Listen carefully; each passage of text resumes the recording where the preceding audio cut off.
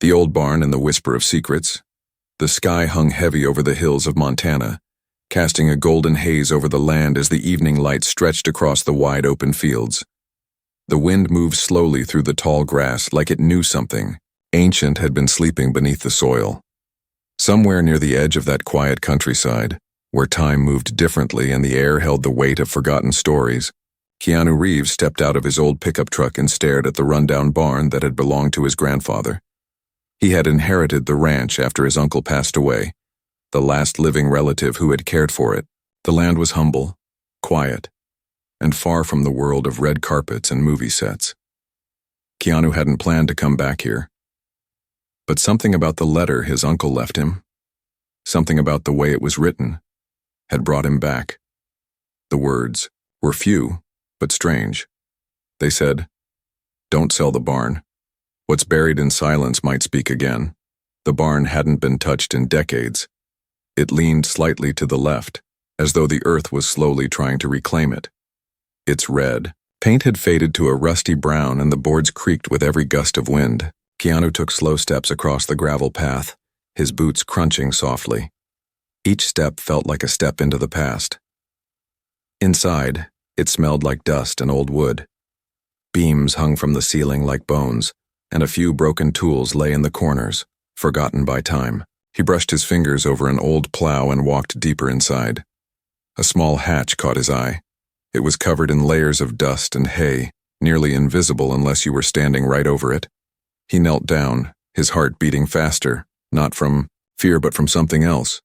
Curiosity, maybe, or the sense that he was on the edge of something. The hatch groaned as he lifted it. Below was a narrow staircase leading into darkness. The air from below was colder, still. He grabbed the flashlight from his belt and stepped down into the earth. Each creak of the wood beneath his feet echoed through the space like a voice long silenced. The walls were made of stone, and as he reached the bottom, he found himself standing in what looked like a root cellar. But it was too wide, too clean. And then he saw it. A vault door. It was old, steel, and built right into the rock. Keanu stared at it, his flashlight shaking just a little in his hand. The door was covered in dust, but as he brushed it off, he saw something carved above it in faint letters. Northern Gold Line. January 1902. His breath caught. The Northern Gold Line was a bank that had vanished after the Great Train Robbery of 1911. The story had become legend, how a train carrying over $2 million in gold and cash had been hijacked in the mountains, and how the gang responsible had vanished, along with the treasure. People had searched for it for years, but nothing had ever been found. Not a trace. And here it was. In his grandfather's barn, Keanu reached for the vault's old combination dial. It was rusted, unmoving. He tried gently turning it, but it didn't budge. He sat back against the stone wall, his thoughts spinning. What was this? Why here? And how did his grandfather, or great-grandfather, fit into it? As he sat there, he remembered stories his mother told him when he was young. Stories of outlaws, secret tunnels, and men who carried guns but lived by their own code. But they were just tales, weren't they? He climbed back up into the barn, locking the hatch behind him. That night, he didn't sleep. He sat in the old farmhouse, the air heavy with silence, going through boxes his uncle had left behind. In one of them, he found a leather notebook tied shut with a cracked string. The handwriting was old, faded, but careful. The first page read, "We didn't mean to hurt nobody. We just wanted to feed our families. If you're reading this, you're the last of us. Don't let the truth die." Keanu felt a cold chill run down his spine. He looked out the window at the barn, the shape of its roof a black silhouette against the moon. Suddenly, it wasn't just an old structure anymore. It was a grave, a secret, maybe even a crime scene waiting to breathe again. The next morning, he drove into town to meet the only person he knew who might help. Her name was Emma Clay. She was a historian, tough as nails, and knew more about Montana's history than anyone else alive. When he told her what he'd found, her face turned pale. "Keanu," she whispered, "do you have any idea what this means? If that vault is real and it holds what I think it does, people will kill for it. They've tried before." He looked at her, calm but steady. "I don't want the gold," he said. "I want the truth." Emma nodded slowly, her hands trembling. "Then you better be ready, because the truth isn't buried alone." As they drove back to the ranch, clouds gathered in the sky. The wind picked up again, and far beneath the barn, in the silence of stone and steel, the vault door waited, untouched for over 100 years, but not for long. The map, the key, and the warning in red.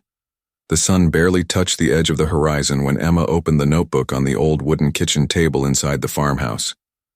Dust danced in the slanted beams of light as the two of them leaned in, their shoulders brushing in the quiet. Outside, the wind carried the distant cry of a hawk, sharp and lonely. But inside, the tension was thick and pressing. The notebook was fragile, each page worn with time. But something in Keanu told him that what they were about to uncover was not only important, it was dangerous. Emma flipped past the front page with the confession. She scanned each word with reverence, muttering under her breath as she connected dots in her historian's mind. There were names scribbled in the margins, some crossed out, some underlined. She paused when she reached a page that had been glued on one side. Carefully, she took a thin knife from her bag and slipped it under the edge, lifting it slowly. The page separated with a crackle. Beneath it was a hidden pouch made of old waxed fabric. Inside was a folded paper so brittle it nearly broke as they opened it. They laid it flat, weighed down by mason jars filled with nails and buttons. The map was hand-drawn and marked with ink so faded it looked like the veins of a leaf. But one thing was clear. A red line curved around the barn, passed under the old well, and ended at a small square marked Vault 2. Emma traced the route with her finger, then stopped at the edge of the page. There was a message in deep red ink, darker than the rest, almost brown. The letters were uneven, shaky, and smudged. It read, "Only one key. Betray this path and it all burns." Her hand trembled for a moment as she looked up at Keanu. "This isn't just about hidden gold," she said slowly. "This is about something bigger, this message, and it's not a warning, it's a curse." Or at least someone believed it was. Keanu sat back in his chair and rubbed the back of his neck. He wasn't a man drawn to superstition. He believed in people, in cause and consequence. But something about the coldness in the air, the age, of the ink, the chill behind those words, something felt real. "Do you think this map's legit?" he asked, watching her carefully. Emma nodded, still staring at it. "More than that," she said.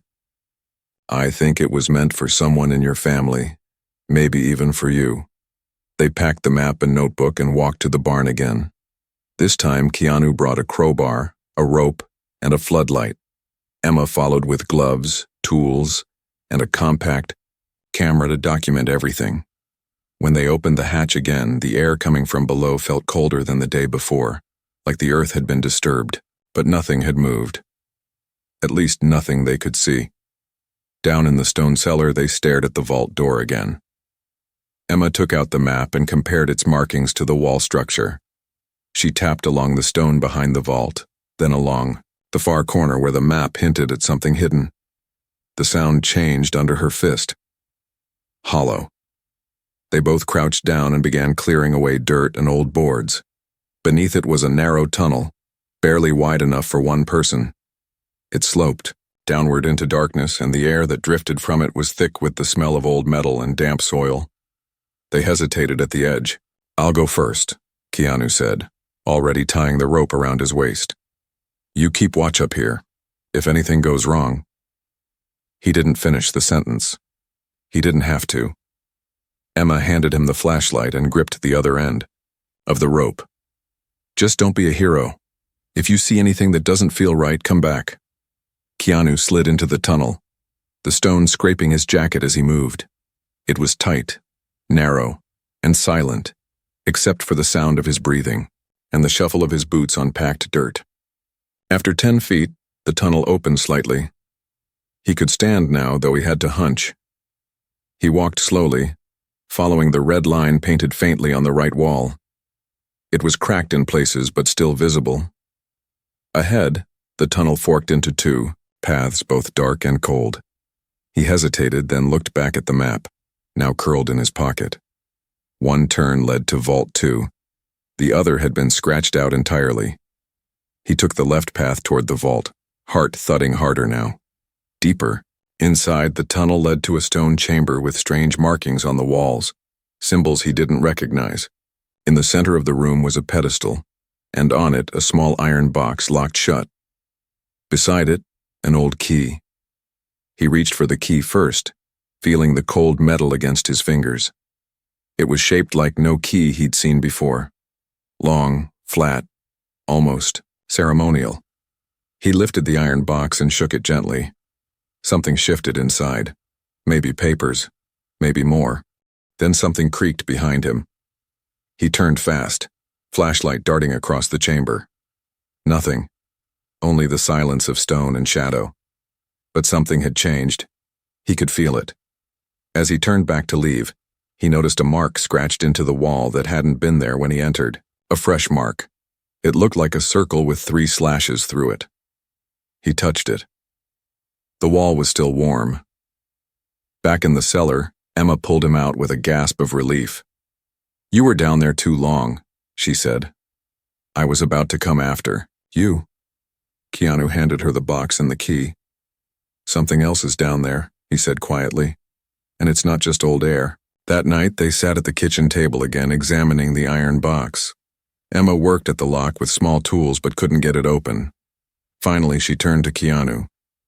"Do you want to try the key?" she asked. He nodded slowly, fitting the strange key into the lock. It clicked once, loud and deep like a bell from underground.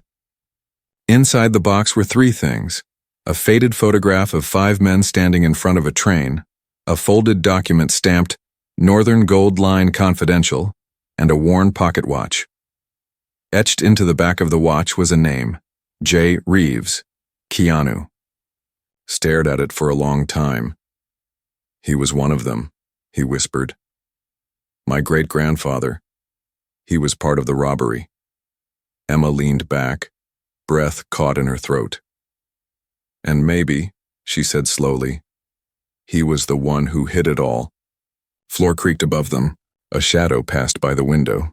They weren't alone. The branded horse and the man who never died. The farmhouse door burst open with a violent creak as Keanu rushed into the cold night, the sharp sting of mountain air cutting through his chest as he sprinted toward the driveway. His boots hit the ground hard, crunching gravel and dust, but the sound was drowned out by the thundering of his own pulse. Emma followed close behind, her flashlight flickering as she searched the dark. They were too late to see the shadow, but the silence left behind wasn't empty. It was tense, alive, as if someone was still watching them from somewhere just out of reach. Keanu slowed as he reached the truck. Standing beside it was a horse. No rider, no saddle, no gear. Just the animal, tall and strong, with breath fogging the air in short, visible clouds. The creature didn't flinch, didn't bolt, didn't even twitch as the flashlight's beam passed over its dark eyes. It just stared straight ahead, calm and still, as if it had been waiting there a very long time. Keanu approached slowly, his hands open, gentle. The horse didn't back away. On its side, just beneath the shoulder, was a mark burned deep into its coat. A circle, and through it, 3 thick slashes, the same symbol he had seen in the vault. "Chamber. Emma," he said without turning his head. "Someone knows what we found, and they're telling us they know." She moved beside him, silent, her face pale. "That's not a brand used by any ranch around here," she whispered. "I've studied old outlaw symbols. That one, it was used by a group called the Veil. They were enforcers during the Gold Line era, not just criminals, fanatics. They believed the treasure was cursed. They didn't want it spent or shared. They wanted it protected, buried forever." Keanu placed a hand on the horse's neck. It didn't flinch. Tied loosely to its reins was a slip of parchment, curled and stiff. He untied it and unrolled the paper. It read, "You woke the past. Now you must walk through it."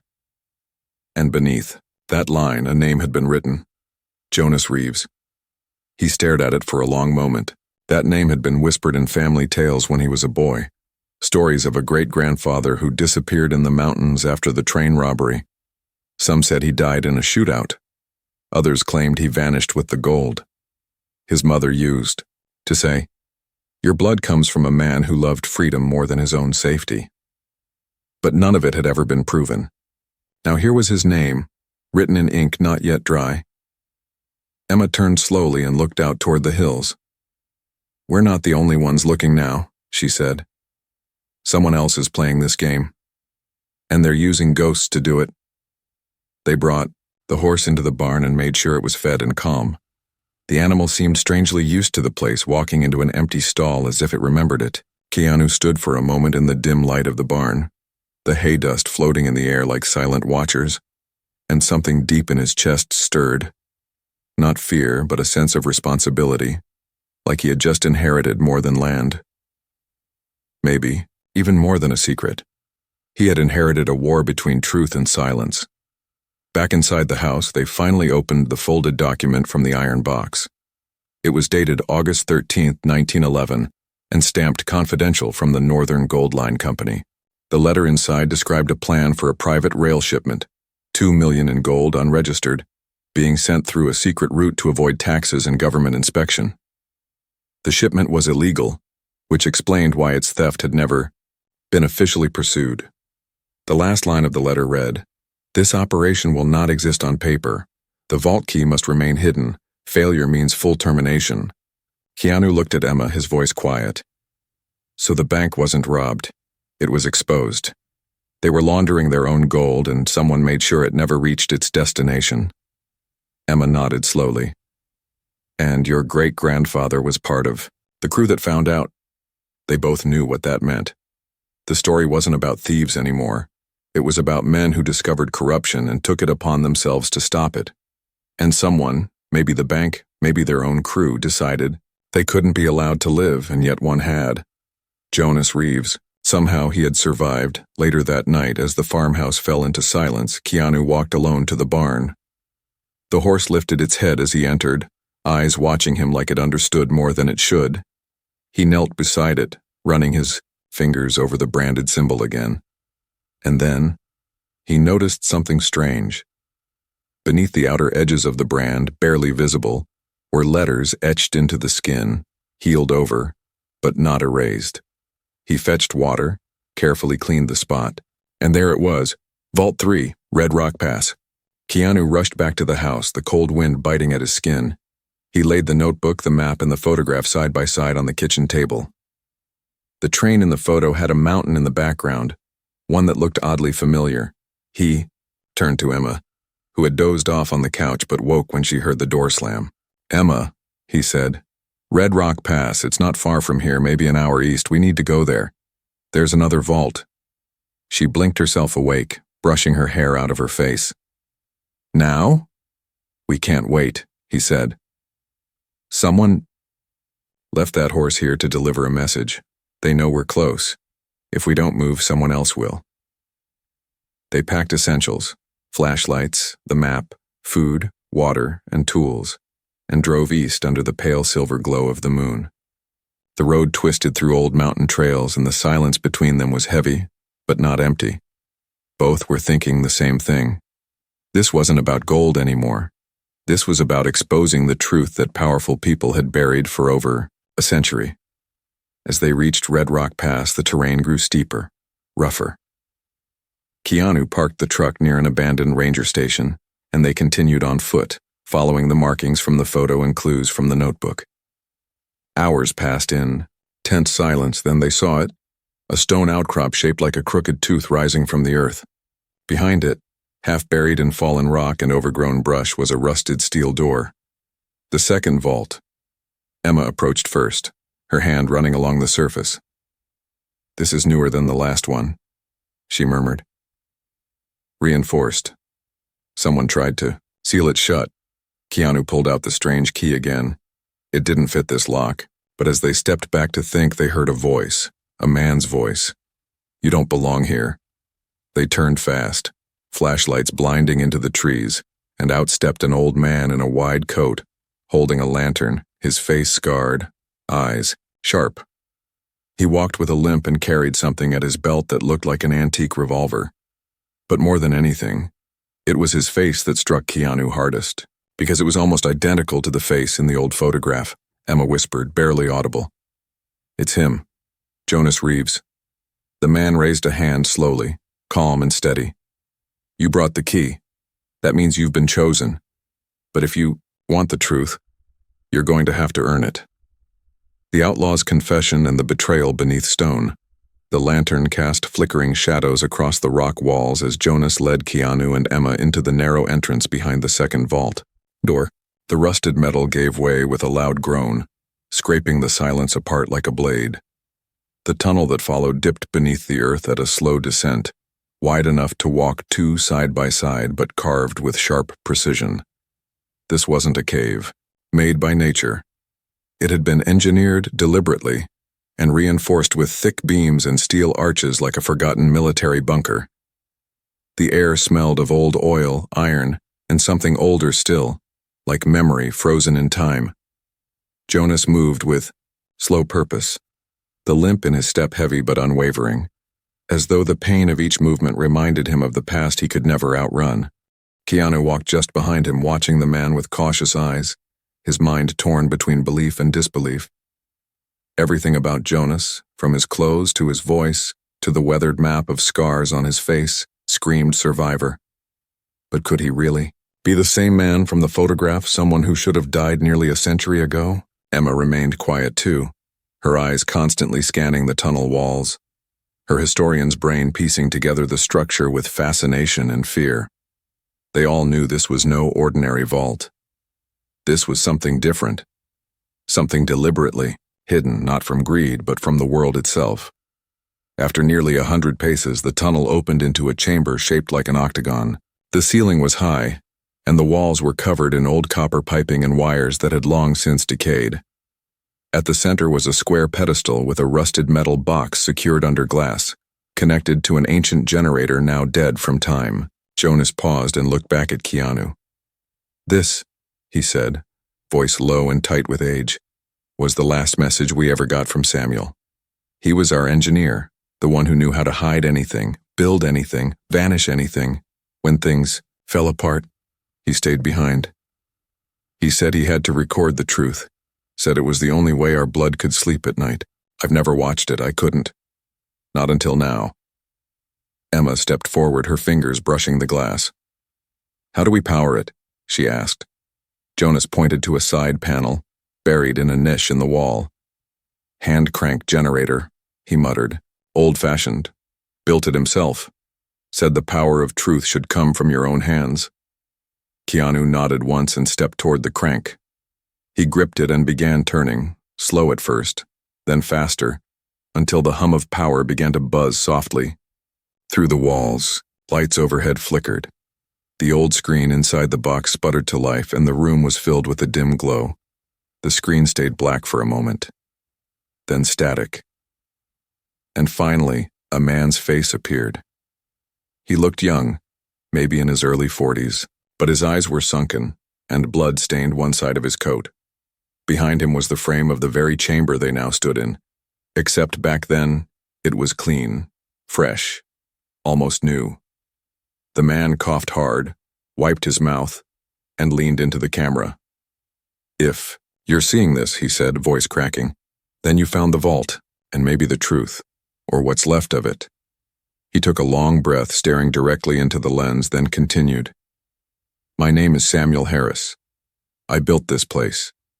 I built all of them, Vault 1, Vault 2, and this final one. We were never criminals. Not in the way they said. We were railroad men, miners, engineers, soldiers, men with nothing left to lose but our honor. We found out the truth about the gold. It wasn't just stolen. It wasn't just dirty money. It was blood money, laundered through the banks, washed by the deaths of workers and prisoners and innocents. When Jonas saw what they were doing, when he found the ledgers, they tried to kill him. And us. Samuel winced, gripped his side, and continued. Jonas was shot. We thought he died, but we were wrong.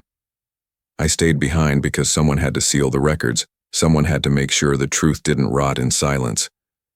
And now, I have to say something none of us ever wanted to admit. He leaned forward, eyes raw with pain. Someone betrayed us. The words hung in the air like broken glass. Samuel pulled a sheet of paper from his coat and held it up. His name was Elias Carver. He was part of our crew. We thought he was one of us. But he was working for the bank the whole time, feeding them our plans, setting us up. He's the reason the train route changed. He's the reason half our team got wiped out. And worst of all, he's Jonas's brother. The screen went to static. Keanu stood frozen. Emma's hand flew to her mouth. Jonas, quiet until now, turned slowly toward the wall and leaned on it, his shoulders heavy with the weight of something too old to cry over. The silence in the chamber deepened, becoming almost sacred. Emma finally spoke, her voice hoarse. This changes everything. The betrayal. It explains why they never found the rest of the gold. Why the government didn't investigate. Why they erased everything. Jonas turned back, his face a stone mask. I never told anyone, he said quietly. Not my wife.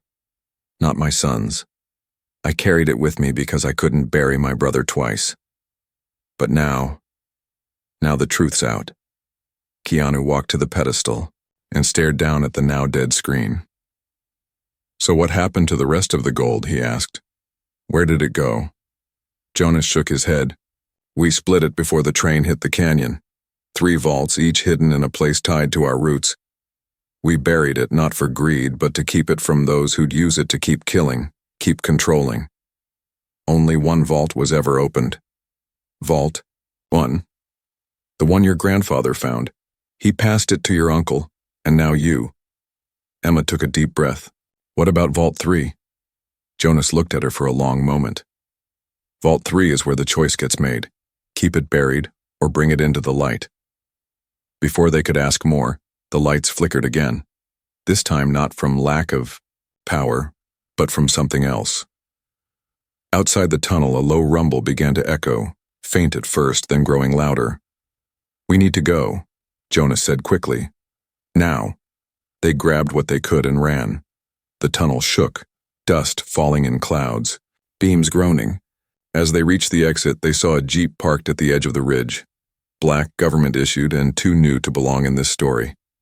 A man stood beside it, dressed in tactical gear, holding a satellite phone. He looked at Jonas and smirked. You really should have stayed dead. Jonas drew his revolver with surprising speed, but it wasn't fast enough. The man raised his weapon and the night exploded with sound. Keanu dove, Emma screamed. Jonas fell. Operation Silence Protocol and the Oath of Fire. The night exploded, with gunfire, bursts of sound tearing across the hills like thunder clashing against steel. Dirt kicked up around Keanu's boots as he dropped low, dragging Jonas's bleeding body behind the twisted remains of an old mining cart half buried in the hillside. Emma stumbled behind him, hands pressed tight against her ears, the flashlight in her grip flickering uncontrollably. Her voice trembled as she shouted Jonas's name, but the old man didn't respond. Blood soaked through his coat and pooled at his side, thick and dark, but his eyes were still open, clouded with pain but burning with something deeper than fear.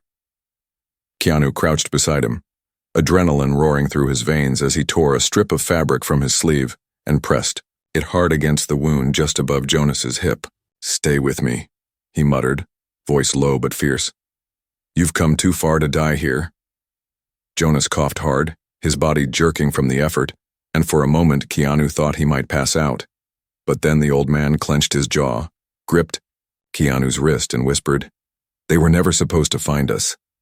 Behind them, the tactical soldier who fired the first shot was advancing with slow, deliberate steps, the barrel of his rifle scanning through the shadows, like the eye of a hunting predator. The satellite phone in his hand was gone now, replaced by a device blinking with red lights. Tracking, listening, relaying everything to someone Keanu couldn't see. And just behind him, 2 more shadows emerged from the trees, dressed in the same black gear, eyes hidden behind dark visors. One of them held a folder thick with documents and stamped in red. Operation Silence Protocol. Initiate Phase 2. Emma pulled Keanu's sleeve, panic rising in her voice. We're surrounded. We have to run. Now. But Keanu didn't move. Not yet. He looked down at Jonas, who now held something clutched tight in his fist. A small metal pendant shaped like a triangle with a curved blade etched through it. He pressed it into Keanu's palm and whispered, "The third vault has to burn." Keanu blinked. "What do you mean?" Jonas's breathing was shallow now, but his eyes stayed locked on Keanu's. "Not all gold is worth saving," he rasped. "Some truth. They have to be destroyed before they destroy everything else. You have the map. The pendant is the key. Burn it all, if you have to." Before Keanu could answer, bullets tore into the metal around them, sparks flying as the tactical team opened fire again. He grabbed Emma's hand and pulled her up, dragging Jonas's body with every ounce of strength he had left. Together they sprinted through the narrow trail leading into the woods, branches slicing at their faces, thorns tearing their clothes. Behind them, the sound of pursuit was unrelenting. Shouts, gunfire, boots on gravel. They ran until their lungs burned and their legs gave out. When they finally stopped, deep inside a crumbling ravine where the trees grew thick and the moonlight barely reached the ground, Keanu fell to his knees, breath ragged. Jonas was fading fast. His skin had turned pale and his eyes no longer tracked their movements. Emma dropped beside him, tears streaking her dirt-stained cheeks. "He needs help," she whispered, her voice cracking. "We have to get him to a hospital." Keanu shook his head. "They'll be waiting for us. We go to a hospital, we hand them everything." Jonas knew it. That's why he gave me the pendant. He pulled it from his pocket again and stared at the strange markings. On the back, etched in a delicate swirl, was a phrase in Old English. "Truth in fire, redemption in ash." Emma's voice shook. "It's an oath. It's what the Veil used to say. They didn't just protect the gold. They believed in burning everything if it meant stopping it from falling into the wrong hands." Keanu looked at her, breathless and stunned. "So he wants us to destroy the third vault? Or maybe," she said, "he wants us to find what's in it and decide if it should survive." They set up a makeshift shelter in the ravine, hidden beneath a canopy of roots and old stone. While Emma cleaned Jonas's wound with what little they had left, Keanu unfolded the map again. With the pendant placed at its center, faint lines began to shimmer, as if the map had been printed with ink only visible under the right weight. New directions appeared. Paths that twisted through the mountains and ended at a place called Widow's Hollow. A name neither of them had seen before. Emma leaned over his shoulder. Widow's Hollow is a ghost valley. No roads lead there anymore. It was closed off after a mining disaster in the 1940s. People said the ground there was cursed. Keanu folded the map, looked out toward the east, and nodded.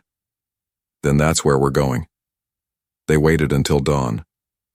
When the light finally broke over the trees, Keanu built a stretcher from broken branches and rope, and together they carried Jonas up through the steep trail, every step an echo of the past pressing harder on their shoulders.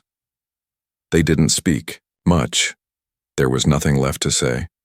Only the sound of breathing, the rustle of leaves, and the knowledge that something irreversible had begun. It took the entire day to reach Widow's Hollow. The valley was silent, shrouded in a strange mist that clung to the ground like forgotten dreams. Collapsed buildings dotted the landscape, skeletal remains of what was once a mining town. Broken wagons, rusted carts, and ancient mine shafts stared like hollow eyes from the ground. But at the very center of it all stood a single stone structure. Round, wide, and buried halfway into the earth. Carved above the arched entrance were words barely legible through the moss and dust. In silence, salvation waits. Keanu turned to Emma. "This is it." She nodded, voice barely audible. "Vault 3.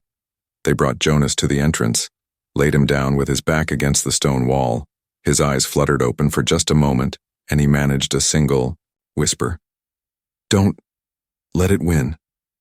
Keanu approached the door and held the pendant up to the center of the stone. Nothing happened at first. Then slowly the ground rumbled. The pendant began to glow faintly with heat. and the stone doorway groaned open like a great sigh of history exhaling one last breath. Inside was darkness, pure, consuming, endless. Keanu looked back at Emma and Jonas. She gave a silent nod. He stepped inside.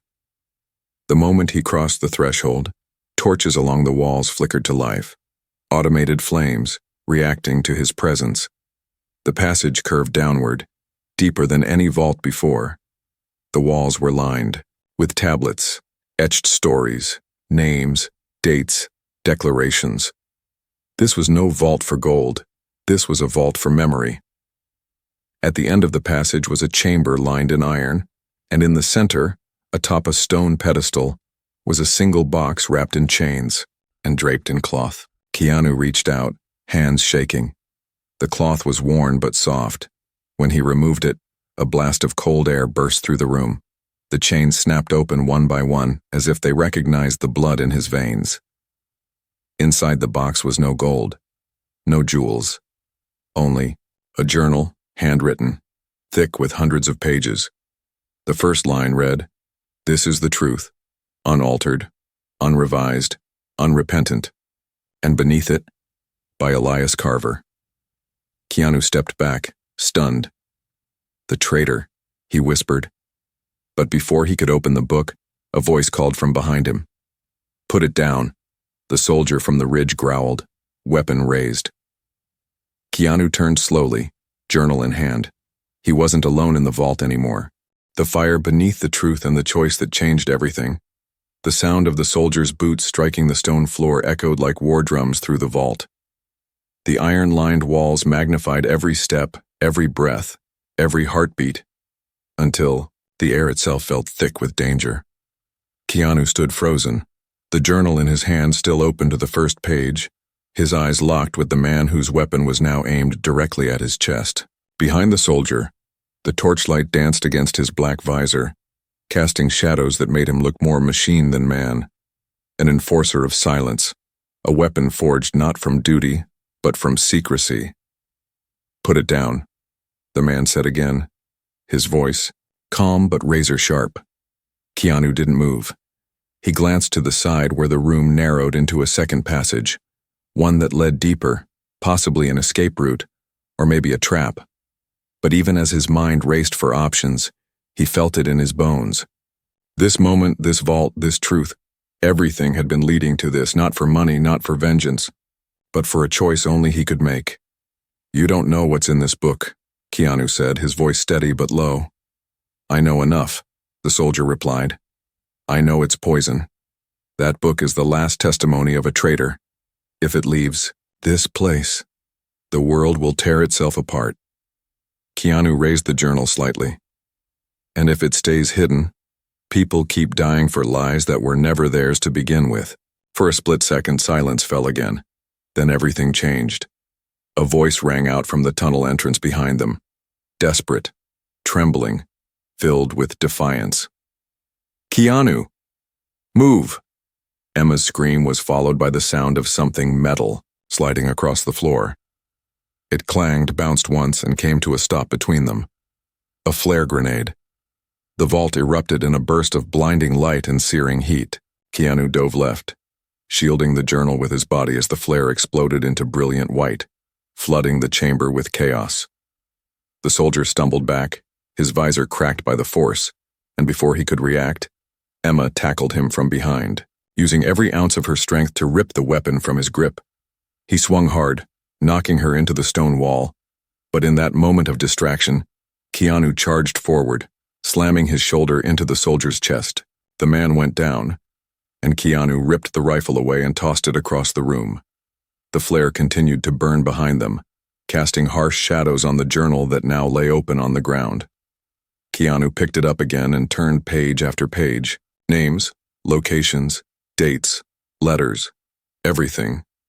Every lie, every death, every dollar laundered through blood, every official who had taken bribes, every family ruined to keep Vault 3 from being found. And at the end, one final message in Elias Carver's hand. "I never wanted this. I loved my brother. But they made me choose. our blood, or the silence of the Empire. I chose wrong. And now, if you've made it this far, then know this. Only fire can free us. Emma crawled to his side, her breath ragged, blood trickling from a cut on her forehead. You have to decide, she whispered. Either we take it and expose everything, or we end it here. Keanu stared down at the pages, every word etched in pain and regret. The truth had power, but that power had cost generations their lives, their families, their peace. To release it would be to set fire to everything that came after, but to bury it would be to betray every man who died trying to tell it. Jonas didn't die for silence, Keanu muttered. None of them did. He looked around the chamber. There was a small furnace near the far wall, rusted, ancient, but still intact. It was connected to the old ventilation shafts and likely used to incinerate classified materials. Emma saw where he was looking and grabbed his arm.